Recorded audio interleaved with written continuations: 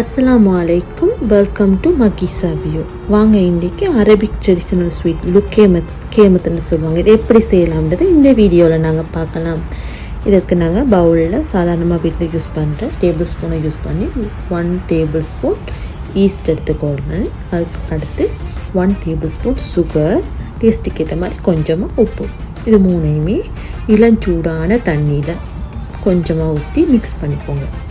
Mix பண்ணி ready பண்ண பிறகு இப்போ நான் 250 கிராம் அளவுள்ள மைதா எடுக்கிறேன். அதுக்கு 1 டேபிள் ஸ்பூன் அளவில் கார்ன்ஃப்ளவர், கிறிஸ்பிக்காக வேண்டி கார்ன்ஃப்ளவரும் 2 டேபிள் ஸ்பூன் மில்க் பவுடரும் சேர்த்து மிக்ஸ் பண்ணுறேன்.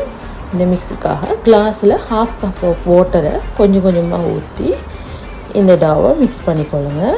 இந்த ஸ்டேஜில் 1/2 டேபிள் ஸ்பூன் அளவில் பேக்கிங் பவுடரும் 1/2 டேபிள் ஸ்பூன் வெனிலா எசன்ஸ், டேஸ்ட்டுக்காகவும் மணத்துக்காகவும் நாங்கள் வெனிலா எசன்ஸும் 1 டேபிள் ஸ்பூன் நார்மலாக யூஸ் பண்ணுற ஆயில், இது எல்லாமே சேர்த்து ஒரு திக்கான கேமத்துக்கான பட்டரை நாங்கள் செய்வோம்.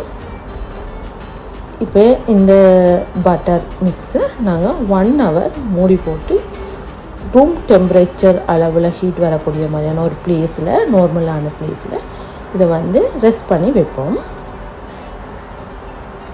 1 hourக்கு பிறகு இந்த கேமத் மிக்ஸ் கொஞ்சம் ஃப்ளப்பியாக ஊதி இப்போ ஸ்டவ்வை ஆன் பண்ணி ஆயிலை ஹீட் பண்ணிக்கொள்ளுவோம். மீடியம் ஃப்ளேமில் வச்சு ஆயிலை ஹீட் பண்ணிக்கோங்க.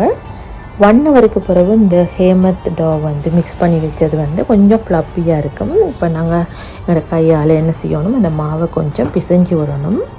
பிசைஞ்சு விட்டால் தான் அந்த ஏர் ரிலீஃப் ஆகும். அப்போ நல்ல பர்ஃபெக்டான ஒரு டோ எங்களுக்கு கிடைக்கும். இப்போ இதை என்ன செய்யப்படும், கையால் எடுத்து இந்த ஸ்பூனை யூஸ் பண்ணி இப்படி சின்ன சின்ன இந்த மெத்தடில் சின்ன சின்ன போல்ஸாக நீங்கள் குயிக்காக என்ன செய்யுங்க, ஆயிலில் போட்டு ஃப்ரை பண்ணிக்கோங்க.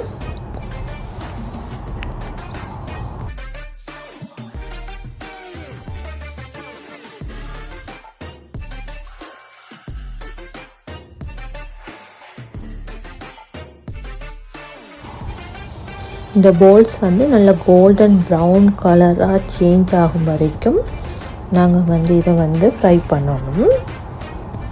ஃப்ரை பண்ணி இப்போ பாருங்கள், கோல்டன் ப்ரௌன் கலரில் நல்ல பர்ஃபெக்டான கலரில் இப்போ நாங்கள் இதை இன்னொரு பிளேட்டுக்கு சேஞ்ச் பண்ணிவிட்டு இந்த ஹீட்டோடவே நாங்கள் என்ன செய்ய போகிறோம், டேட் சிரப்பை இதோட சேர்க்க போகிறேன். கல்ஃப் கண்ட்ரிகளில் இந்த டேட் சிரப் எங்களுக்கு ஈஸியாக கிடைக்கக்கூடியது அவைலபிளாக இருக்குது. அதனால் நான் இதை யூஸ் பண்ணுறேன். டேட் சிரப்புக்கு பதிலாக நீங்கள் ஹனி யூஸ் பண்ணலாம். அப்படி இல்லைன்னா நீங்கள் சுகர் சிரப்பை மேக் பண்ணி கூட நீங்கள் யூஸ் பண்ணிக்கொள்ளலாம். இங்கே டேட் சிரப் தான் பர்ஃபெக்டான ஹேமத்தில் ரியல் டேஸ்ட்டை தரும். கல்ஃப் கண்ட்ரியில் இதைத்தான் மோஸ்ட்லி யூஸ் பண்ணுறாங்க. ஒரு ரியலான டேஸ்ட் இந்த டேட் சிரப்பில் கிடைக்கும். அதனால் நான் டேட் சிரப்பை இந்த இளம் சூடு அரிக்கும் போதே அதுக்கு மேலே அப்ளை பண்ணிக்கொள்கிறேன். இதோடு சேர்த்து நான் கொஞ்சம் வெள்ளை எள்ளு மேலால் தூவிக்கொள்கிறேன். தூவினா எங்களுக்கு கல்ஃப் கண்ட்ரிகளில் செய்யக்கூடிய அதே ட்ரெடிஷ்னல் ஸ்வீட்டான ஹேமத் எங்களுக்கு பர்ஃபெக்டாக கிடைச்சிடும். இந்த வீடியோ பிடிச்சிருந்தால் நீங்கள் லைக் பண்ணுங்கள், ஷேர் பண்ணுங்கள். இன்னொரு வீடியோவில் சந்திக்கும் வரை விடைபெறும் நான் மகீஷா. பாய்.